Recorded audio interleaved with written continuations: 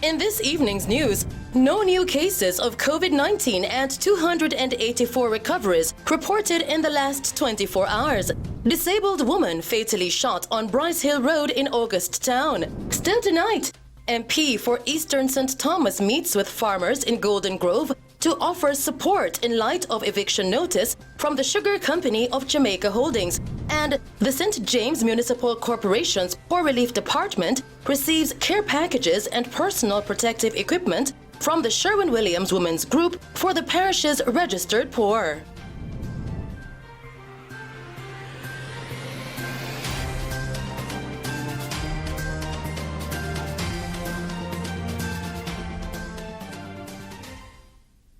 Good evening, and now the news in detail. The Ministry of Health and Wellness is reporting that there have been no new cases of COVID-19 reported in the last 24 hours. Meanwhile, recoveries have climbed to 284, up from 279 during the same period. According to reports from the Ministry of Health, Jamaica now has a 49.9% recovery rate, while the number of confirmed cases remain at 569. In news from the capital, a disabled woman was fatally shot while in bed yesterday afternoon at Bryce Hill Road in August Town. The deceased has been identified as 44-year-old Susan Bogle of a Bryce Hill Road address in the community. Reports coming into our news center are that shortly after 2 p.m., armed men and the security forces were in an alleged shootout when Ms. Bogle was shot after being reportedly caught in a crossfire between the security forces and armed gangs from the August Town area in eastern St. Andrew.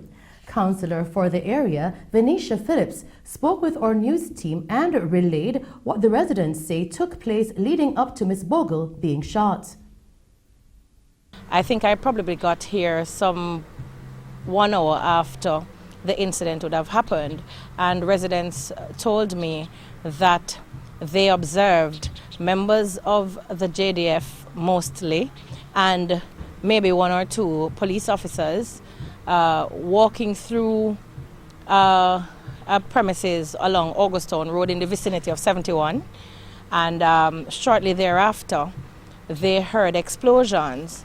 Their account is that when the soldiers entered a particular property where some disabled persons live, mind you, the deceased was mentally challenged, and she would have been alone in her room at the time, though other persons occupied the premises. And the residents are contending that that there was no shootout, as you are suggesting, but that of course is going to be a matter of investigation. Indicom came sometime after, and they're still on the scene. The police are still on the scene. Members of the JDF, I suppose the higher ranks were here earlier. They never spoke to the residents, but the police actually spoke to them to basically update them, to let them know that the investigation would commence, and that in fact this would be done diligently so that justice is served. Councillor Phillips says the community has been experiencing ongoing conflict between gangs in the area. We do have an ongoing conflict with gangs in the area. We have an appreciation of what is happening on the ground, but as I said, timeliness, remember with COVID and everything else, timeliness is always going to be critical, and a lot of the times most of the policing that you're able to do in this kind of space where the information is not coming before is going to be reactive. And so we appeal to citizens, if you are seeing movements, don't try to figure out or wait until something happens to say, you know, I'd seen something. But actually, if you see something that makes you uncomfortable, then chances are it is something that should be reported. You don't have to give your name. But we're imploring them to reach out and give the information to police. You don't have to worry if you're not giving a name, and nobody's identifying you, and nobody should ask you for your name when you make these calls. But you have to do it. Do it for the children, do it for the elderly, do it for yourself, because the community deserve piece. We have had a couple of incidents during the curfew period. I think, as a matter of fact, we would have had 3 murders I can think about on the top of my head during what would have been curfew hours. So yes, we have had challenges in terms of even just maintaining the presence right across the space, because try as we might, we will never have enough police to cover everywhere. We can undertake strategic policing if we get credible information that the members of the security forces can use in order to pursue those who would want to keep the community broken. Councillor Phillips added that she will keep close to the investigation and is appealing to residents to try and preserve the relationship with the security forces so that the community can eventually be rid of gangs. I appeal to those who are upset over Susan's tragic death that we will not leave this alone. Indicom is here. They are doing their part. We are going to make sure that we keep close to this one, because we believe that at minimum we must be able to understand what transpired here and that justice must be served. I'm asking that we continue to grow and preserve the relationship we have with the security forces so that we can eventually rid our community of criminal elements. It is possible, but it will take work. Let us continue that work, because the work has started. You do have people who are just fed up, who are just tired, but we want everybody to be fed up and tired and everybody to get on board so that the police will be able to serve us better. So if you see something, say something. Use, the police hotline. Use 9272184, which is the Augustown Police Station. You don't have to give your name. If you see anything, say something. It will help us to be able to properly police the community. Meanwhile, the Jamaica Defense Force says they are currently investigating a report that a resident was fatally shot by members of a joint military police patrol in the Bryce Hill area community of Augustown. In addition to conducting its own internal investigation, the JDF says they are cooperating with the Independent Commission of Investigations (INDECOM) and the Jamaica Constabulary Force (JCF), who have also commenced investigations into the incident. The JDF is encouraging persons with information on this incident to contact INDECOM, the JCF, or the JDF tip line at 876-837-8888.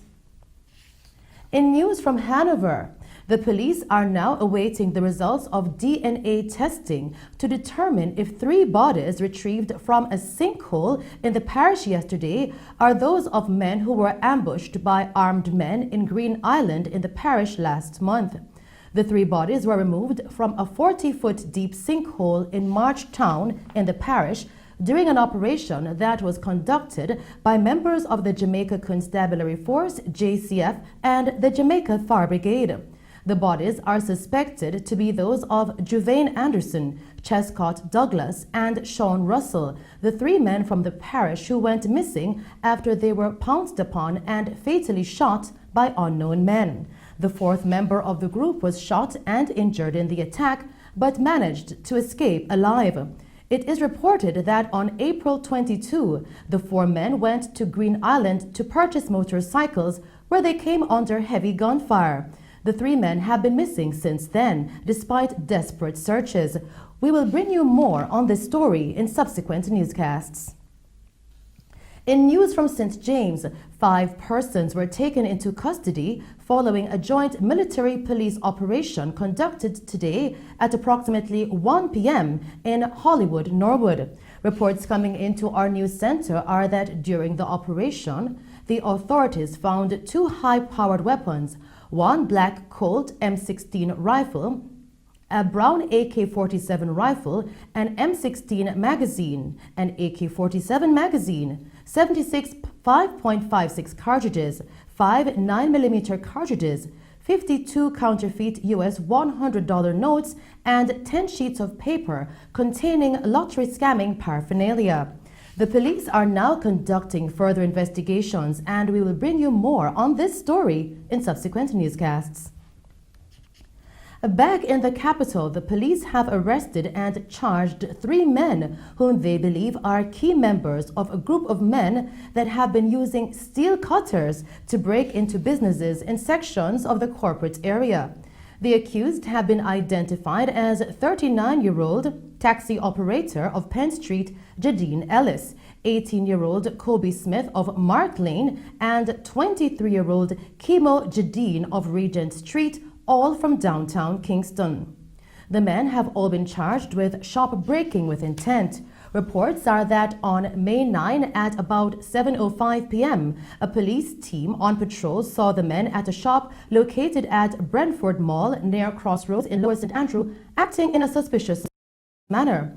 Checks were made and it was discovered that the padlocks on the shop had been cut. A steel cutter was found in a motor car that was allegedly driven by Ellis. A date for their appearance in court is being finalized by the police. In relation to a similar incident in Clarendon this month, a 61-year-old man, Morris Swaby, otherwise called Rasta, of Chateau in the parish, was charged with shop breaking and larceny. Reports coming into our news center are that at about 3 a.m., a businesswoman was alerted by a security company that her store had been broken into. The police were summoned, and upon the arrival of the law enforcement officers, CCTV footage from the store was viewed and Swaby was reportedly identified removing items from the store. He was later arrested and charged. A date for his appearance in court is being finalized. Still tonight, the Firearm Licensing Authority, FLA, is condemning information about the agency that is currently circulating on social media. The FLA says it has been made aware of emails said to be from employees alleging corruption within the agency. An investigation conducted by the authority has revealed that the sender is neither a current nor FLA member of staff. The FLA further states that it is asking persons to immediately desist from tarnishing the reputation of the agency and its workers, adding that the incident has been reported to the police. The FLA further stated that the action of the person or persons responsible is malicious and without merit and is viewed as an offense under the Cybercrimes Act. Still tonight, Member of Parliament for Eastern St. Thomas, Dr. FENTON Ferguson, held a meeting with farmers in Golden Grove yesterday to offer his support to farmers who are being asked to vacate lands said to be owned by the Sugar Company of Jamaica Holdings Limited, SCJH. This comes following a notice issued by the SCJH to farmers who have been cultivating crops on cane lands in Roaring River to vacate the property and enter into lease agreements with the company. According to the managing director of the SCJH, Joseph Shakir, about 50 farmers are currently occupying the property, which was originally leased to the Pan-Caribbean Sugar Company Limited for sugarcane cultivation, but was later returned to the SCJH. Dr. Ferguson, while addressing the farmers, expressed that they must get some security of tenure on the lands occupied. Essentially, our position is that whatever is going to happen, whether it is former sugar lands or lands otherwise, it is my belief, it is the farmers' belief that the time would have come for small farmers to get a piece of the pie. We are strongly of the view that there is no problem in having a balance between big farmers, middle farmers, small farmers. Our position is that the small farmers must get some security of tenure.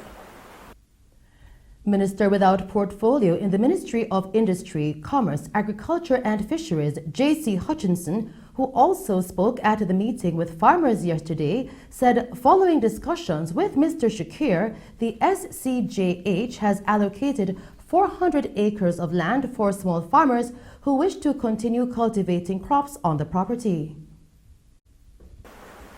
I've had discussions with Mr. Shakir, and he has allocated 400 acres of land for the farmers over here to go into production right away. What we need is as crops, cash crops. In other words, small farmers. All of these small farmers who you have here. We are saying if you are cultivating, now when you're doing well, you stay on the land and you cultivate. Some land that Appleton has given up. And it is Holland Estate, 2,400 acres of land that Holland now occupies. And what we have done is that we are going to be developing that property as what I call an agroeconomic zone. And this agroeconomic zone is where we have already put 220 farmers on that land. 220. And none of them has more than 20 acres for themselves. We have persons who have 1 acre, some who have 5 acres, some 10 acres, some 20 acres.